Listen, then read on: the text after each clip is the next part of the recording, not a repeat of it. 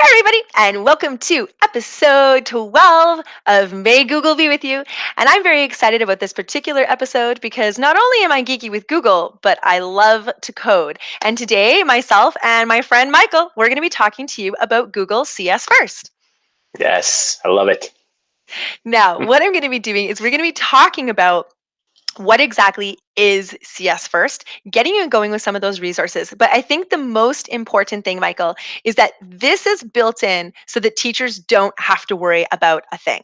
Like basically, to get started, if you've never coded before, ever, and you want to get started with your students, this is the place to start because it is hands down every step, every instruction for your kids. This is even amazing during remote learning.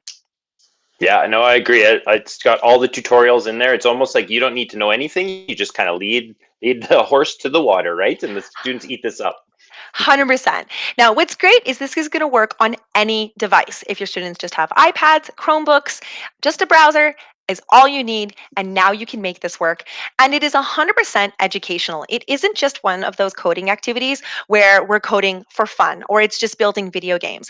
It really is grounded in curriculum and it's made by teachers for teachers, which means we can really count on it when it comes to using this in our class. And I know, Michael, you've been really excited about all the different activities.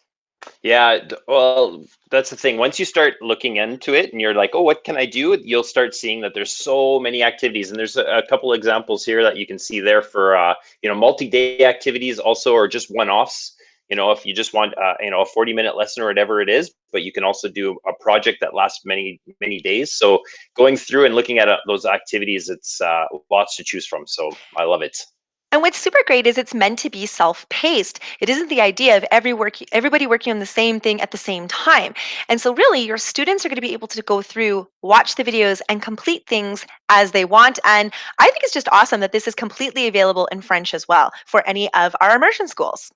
No, that's exactly right. Because that's the thing. We sometimes, especially with coding, you can't think of those second languages stuff. But I love that it is all available in French. So any of those ESL or sorry FSL courses and all those kind of things, that's great for them coding it. And so I love it. And Michael, you've been a big believer in computer science. Even the fact that we don't have a mandatory computer science curriculum here Right. in Alberta, but you've just always been a big believer of what, CS First talks about when it's computer science helping us. Yeah, well, and I think that's the wave of the future anyway, right? So once we get our new curriculum, whenever that happens, you know that computing science will be in there and coding is right there. So really, I think we're ahead of the game at ECSD already, but I think we're going to do even more so once we get that in there. But this is a great place to start for any kind of coding or computing science. So it's a great way for students to really dive into curriculum, because that's a lot of the time that the shot against coding is like, well, where is it in the curriculum? But it's it's there. Computing science is there, math is there. Yeah, it's a little bit when people say, well, where's the pencil in the curriculum? It's just a tool to demonstrate your learning. And so this is Yeah. a tool that demonstrates learning, but also now it's teaching you problem solving and persistence, that debugging mindset, which really is the idea of I can solve problems, I can solve real world problems. And what I love is that the curriculum is built on ideals for Google. So it's things like courage and confidence and impact. I wish I could add one more to this though, Michael, and that's creativity. Because when Yes. I show you a couple of projects today that kids have done, what they can come up with, it's a very low floor entry point, but there is no ceiling. You could make anything out of any of these projects and take it in your own direction. Yeah. I agree, and that's what I was even going to say. It's good for those learners in your classroom that they're a little bit struggling, but they can they'll be able to just take off with this, because there's so much they can do with it in creativity. And those high flyers that you want them to extend and extend and extend, it's like almost an unlimited extension with this too. Exactly. Now, we know that we want to have things rooted in curriculum. And what's really exciting is that the province of Ontario has been involved in a curriculum mapping program with Google CS First. And what they have is they have their entire curriculum for language arts, math, and the arts mapped from grades 4 to 8 based on the different activities you can find within CS First. What's fantastic is here in Alberta, we can make those connections as well by looking at how they've connected to their program of studies and make sure we're connecting to ours. So it really is just a fantastic way to showcase learning that's highly engaging, it's problem solving, it's multi ability, and you're going to love when we show you the resources. It is done for you. It is built in for the students. You're not at the front of the room, or I guess in this case, on the front of the video, trying to teach this. You're providing that opportunity for students. Now, what I'm going to do is we do have a resource for you that is underneath this video on this website where you can go through our step-by-step guide. We have a lot of screenshots and things for you to be able to take and use and share with your students if you needed to. And if you wanted to join one of our CS First classrooms to give it a try, you could. But I'm going to take you on over to CS First. I'm going to take you back into my lessons and just kind of go home here. I've been in looking at my students.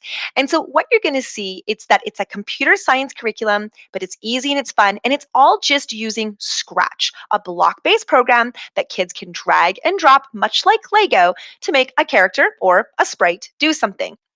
Now, what's fantastic is there's no experience required, it's hands-on, and it's 100% free.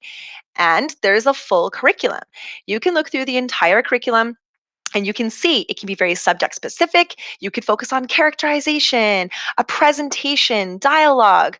You can do hour of code pieces, all these different features. And there's even multi day activities. Now, with each particular one, we love that it's all self contained. So, animated name is one that Mike and I like to start with because if you can do this, you can do anything inside of the CS First curriculum. When you go here and look at it, not only is it going to give you the activities for the teacher to be able to do, it'll tell you exactly everything you need to do this, but as well it's going to give you some examples to see so you can note and have examples. It's not even like you have to code and create the examples. There's some in here for you. And then as well, if you need any materials, it's going to give you your getting started guide and the full lesson plan. When you open up the lesson plan, you're going to see that you're really got that bulletproof vest on as a teacher because it's going to take you through the whole activity, and as well, it will give you a solution guide. So if you have a student that's stuck and you're a little bit worried about your own computer science skills, you're going to have this to be able to help you. Now, inside each one of these activities that we really love, whenever the kids go ahead and they hit start, every single activity comes with a video. The kids press play, they can watch the entire video. It's completely available in French as well. It gives them a starter project. You can even change the playback speed of the videos, and it gives you a transcript of what was spoken in the video for anybody that needs that visual support.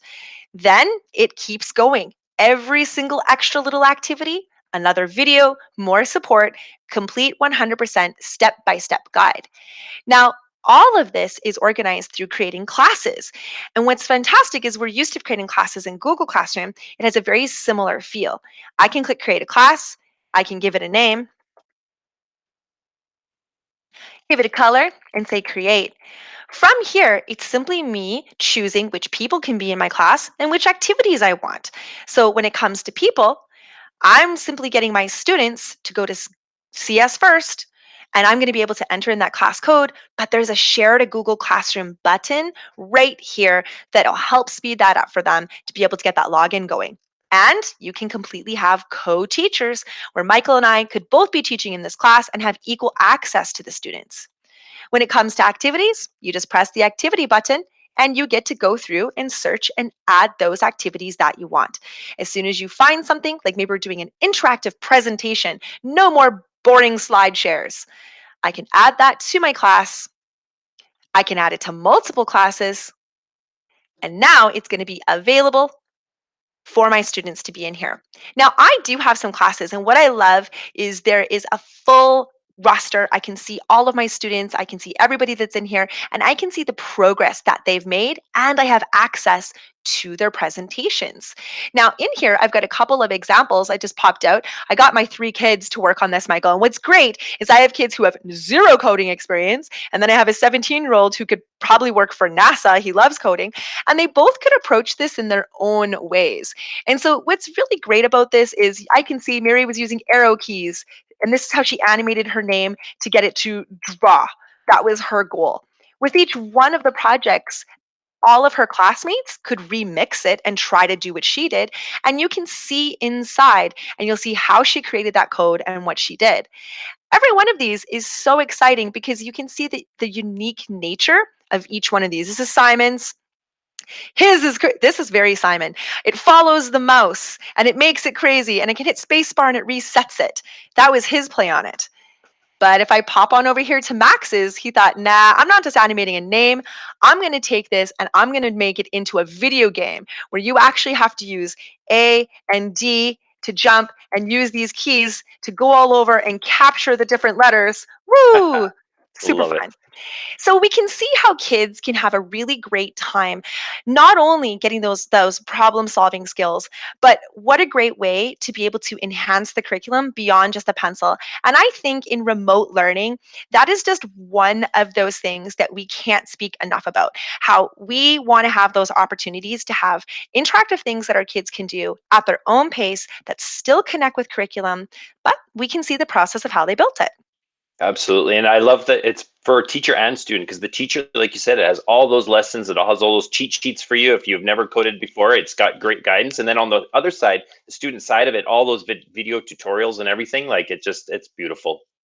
I love it. I love it too. And the thing is, it was great in our face to face classrooms. It's awesome in remote learning, and we still have it when we go back. So, whether that's for a coding Right. club, whether that's for extra activities, or whether that's to enhance language arts, math, the arts, this is something that you can consider. We've got some examples for you below this video today, as well as the step by step guide. And just know that everything is on the site, from how to get started, how to create your first class. There's a video for everything. So, we hope you like it. Michael and I Yeah. definitely do. And thank you for being here for episode Thanks. 12 of May Google Be With You. And we'll see everybody tomorrow.